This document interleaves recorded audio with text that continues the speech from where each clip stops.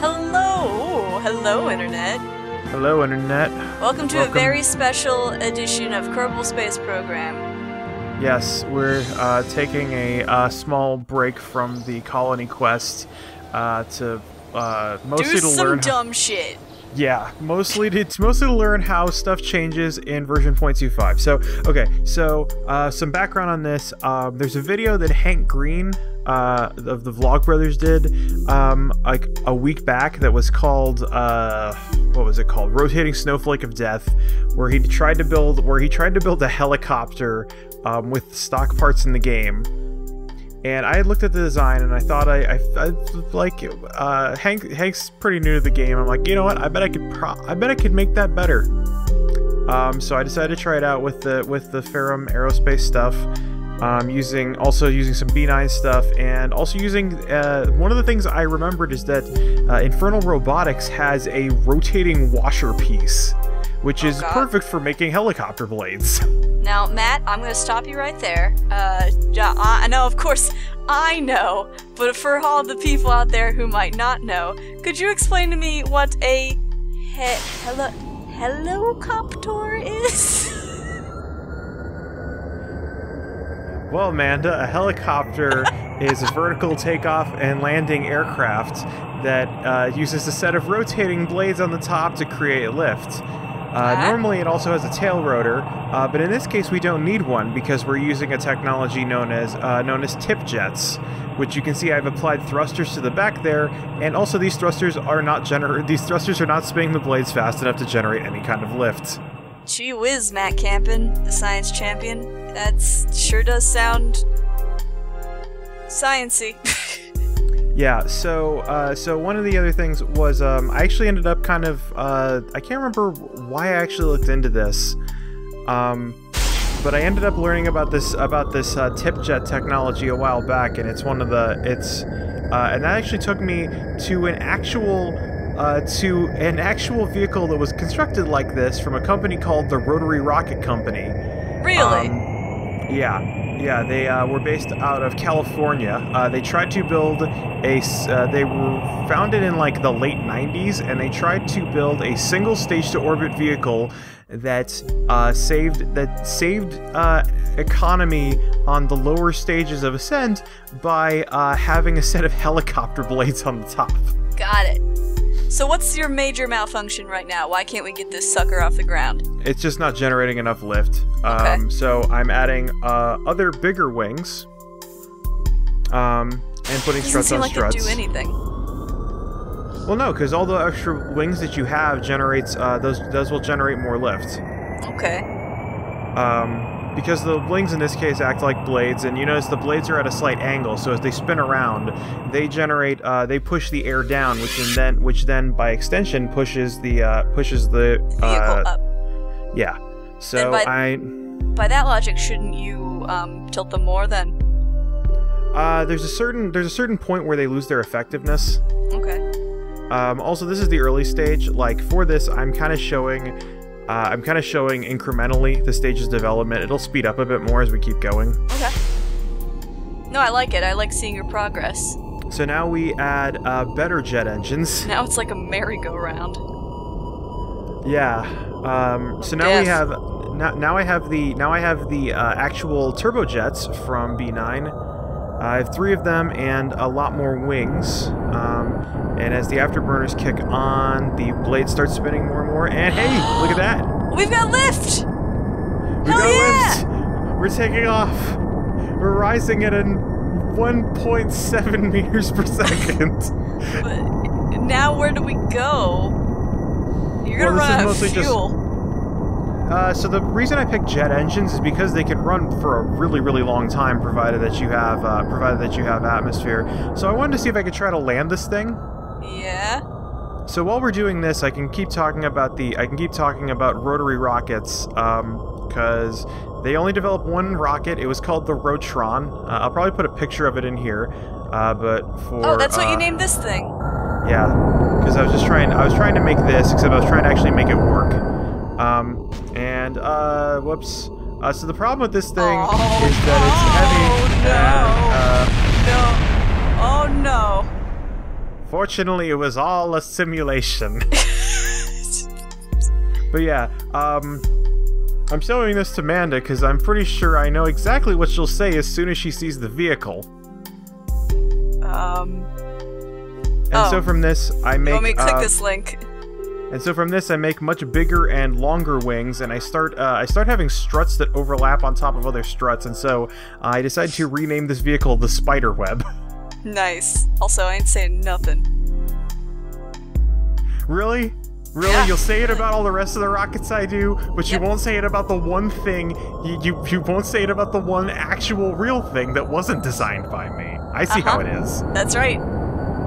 Because you and I can laugh together. Get me the inventor of the rotary rocket here, and I'll tell him his rocket looks like a butt plug. I don't want to say shit behind his back. Get me Gary Hudson. Behind his back, you're putting it in public. Get me Gary Hudson on the line. Alright, so we start experimenting with bigger, wider wings. I originally used the 4x1 wing, so now I'm using the 4x2 wing, because I figure bigger lift surface, heavier angle, and I put jet engines on every single blade in this time. So one of the problems that ended up coming from the there were a number of problems that plagued the Roton. It was supposed to be a single stage to orbit vehicle that would cost less than $1,000 per kilogram to get to orbit, and it would be able to carry a modest kind of payload. I'm really impressed with how well this is going. Yeah, I discovered some new problems in this one, though. Vibrational forces kind of cause the vehicle to rip apart. I go and I stick on I also stick on an SAS system to improve stability, a new battery, and I also start heavily applying the space tape. Get the duct tape in here. I'm also trying to find a different washer node because this one is too small, and what I discovered is that Infernal Robotics only ever had one size of parts. It just used another mod that actually dynamically rescaled parts. Okay. Which doesn't work in the current version of Kerbal Space Program. Do you think they'll patch that? Maybe. Struts everywhere. They might also, yeah, just struts on struts, because I don't want this thing vibrating apart. So this was supposed, it was supposed to use, the Roton rocket was supposed to actually use helicopter engines to take it to the upper part of the atmosphere, at which point it would engage a toroidal aerospike engine. Mm-hmm. And an aerospike is an engine that doesn't actually exist. It's like theoretically proven to exist, and the main thing about an aerospike engine is that it maintains the same level of specific impulse no matter where it is in the atmosphere. I can't remember why that is, but I'll put it in an annotation. I decided to turn off stability to see what'll happen, and whoops. I'm on tonight, you know my hips so light, I'm starting to feel you. Hey, well, we survived. So we try it again, but now we put 8 blades on instead of 6. And some more stability systems. How many blades is too many blades? Well, 8's the most I can do. Okay.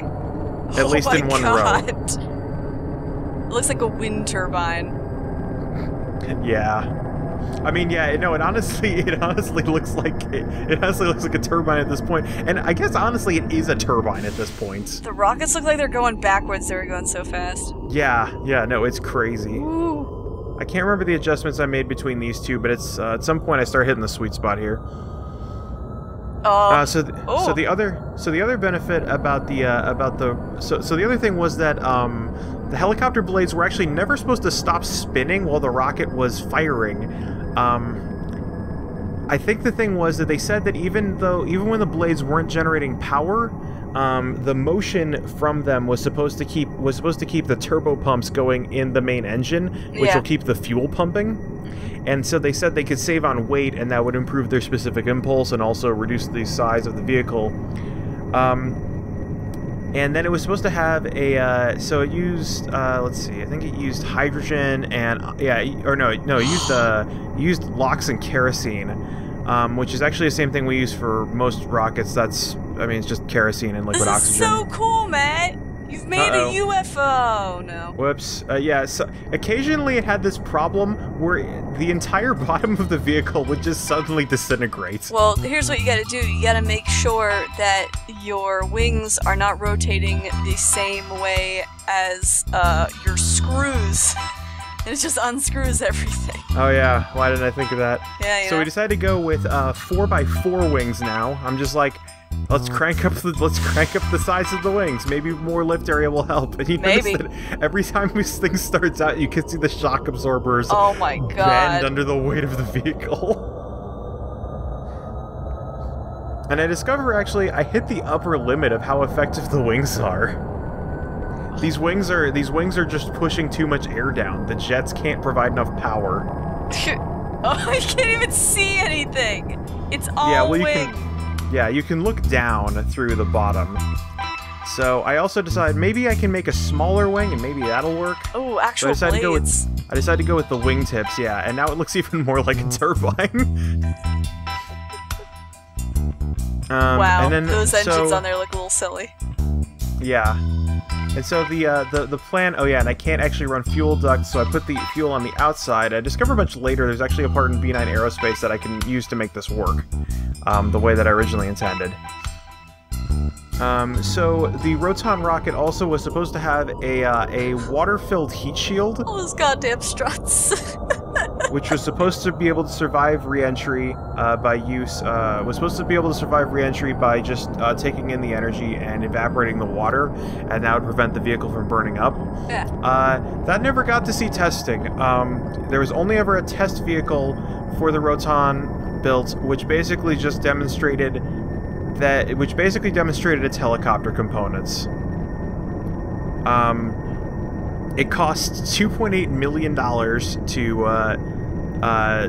to use. It didn't have a rocket engine and it didn't have a heat shield. It was just designed to move around in the atmosphere, and it worked okay. One of the things was, similarly to this vehicle, the Roton ATV, the atmospheric test vehicle, had a lot of problems landing. Oh my god. Oh my god. I mean, you gotta suck at something before you can be pretty good at something. Same applies to rockets. So it made a couple of test flights. Its longest flight went on for 2 minutes. And that's 2 minutes of success. It hit a maximum altitude of 75 feet, but it did have a lateral speed of up to 53 miles per hour. Although it did show some problems in the stability of the vehicle. The way that these are spinning is really tripping me out because I know that they are going left to right, but it looks like they're going right to left. And so I decided to try, just for grins, the biggest wings. For laughs, really. Everyone having a good time. Look at that tiny, tiny little capsule trying to be lifted up by these. Oh my god. So we get some lift, actually. It's still not great, but you know what? It's doing okay. We're doing okay. Wow, that looks like a carnival. Oh no. Oh, mad. So I decided to try 16 wings. With 16 engines. You're the forgotten Wright brother. The one that nobody talks about. And I still don't actually get very good lift, I think because all the extra engines added too much extra weight. Oh my god. So Roton had a lot of problems landing. It was, nobody's even sure if the Roton vehicle could have ever made it into orbit. Let alone if it could have actually made an atmospheric return because of the helicopter blades on the top. Yeah. I believe the crew also called they called the cockpit the Bat Cave because it was so hard to see out of. So I put on some RCS to try and deal with the stability issues. Since I have all these SAS systems, I also have a bunch of methods by which to adjust the altitude. I also add a smaller capsule and less fuel. So this is a much lighter vehicle now. Go. Just to see what I can do, if I can actually get this thing into a place where I can engage the engines and attempt to take this monstrosity into orbit.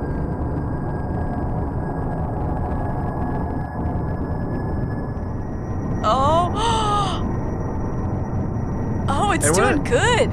Yeah, this thing has a lot of stability problems when it hits the upper atmosphere. It really wants us to try and flip over. So I hit 9,100 kilometers, or 9,100 meters, and the engines cannot provide enough thrust to lift the vehicle even with the helicopter blades running. Oh no. Would it be a bad thing if it flipped over? Like... kind of. Okay. You couldn't create a vehicle with the rotating wings, like, on the bottom?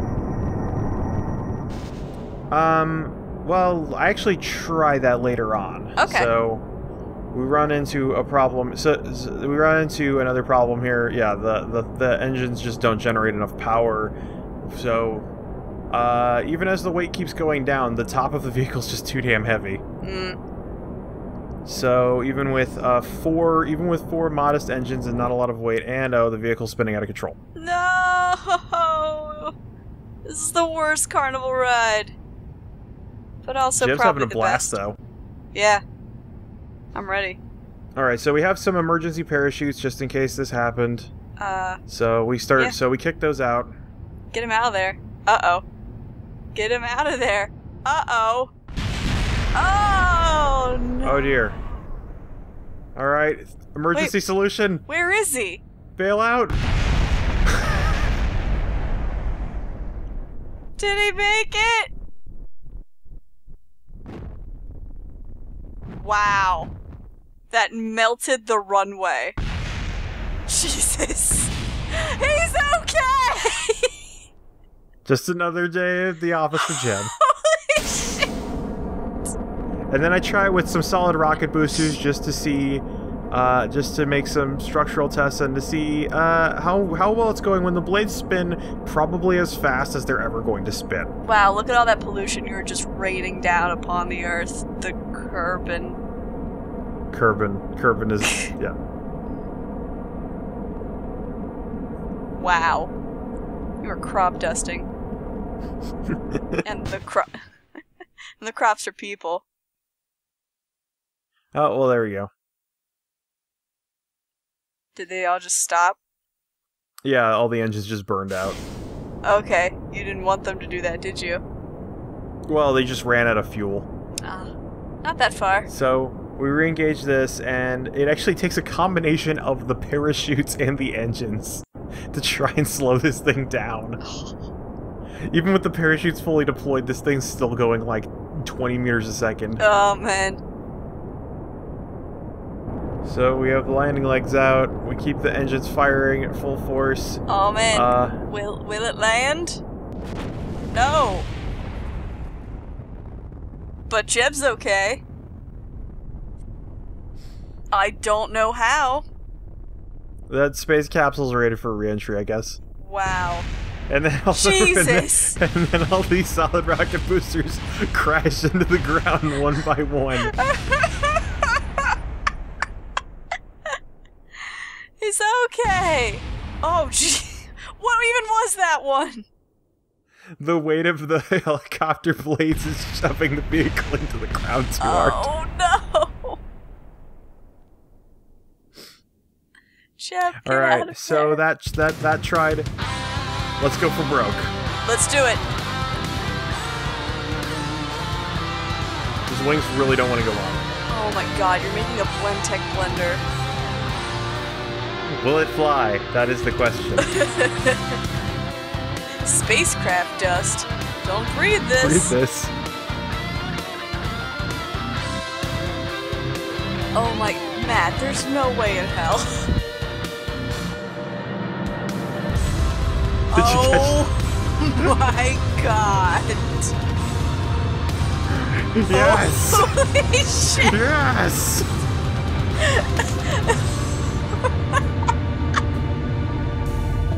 It flies! Oh. Spin! Oh, no! Spin my pretties. Also, I like Bill Kerman's incredibly bemused expression. I like his face. He's like, something doesn't feel right. He is literally a colon with a capital I.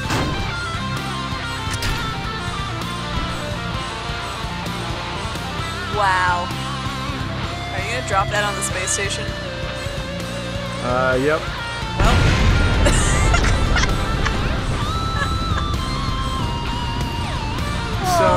So our engineers have decided to cancel the helicopter program. That is a mound of rubble.